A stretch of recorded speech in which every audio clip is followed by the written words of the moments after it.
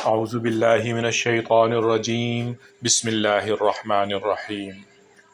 مشرکین اور اہل کتاب میں سے جو لوگ کافر تھے وہ اس وقت تک باز آنے والے نہیں تھے جب تک کہ ان کے پاس روشن دلیل نہ آتی، یعنی ایک اللہ کا رسول جو پاک صحیفے پڑھ کر سنائے جن میں سیدھی سچی تحریریں لکھی ہوں، اور جو اہل کتاب تھے انہوں نے جدا راستہ اسی کے بعد اختیار کیا جب ان کے پاس روشن دلیل آ چکی تھی، اور انہیں اس کے سوا کوئی اور حکم نہیں دیا گیا تھا کہ وہ اللہ کی عبادت اس طرح کریں کہ بندگی کو بالکل یکسو ہو کر صرف اسی کے لیے خاص رکھیں، اور نماز قائم کریں اور زکوٰۃ ادا کریں، اور یہی سیدھی سچی امت کا دین ہے۔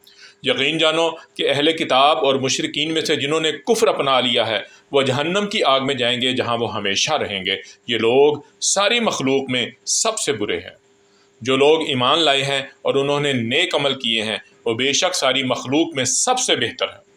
ان کے پروردگار کے پاس ان کا انعام وہ سدا بہار جنتیں ہیں جن کے نیچے سے نہریں بہتی ہیں، وہاں وہ ہمیشہ ہمیشہ رہیں گے۔ اللہ کریم ان سے خوش ہوگا اور وہ اس سے خوش ہوں گے۔ یہ سب کچھ اس کے لیے ہے جو اپنے پروردگار کا خوف دل میں رکھتا ہو۔ صدق اللہ العظیم۔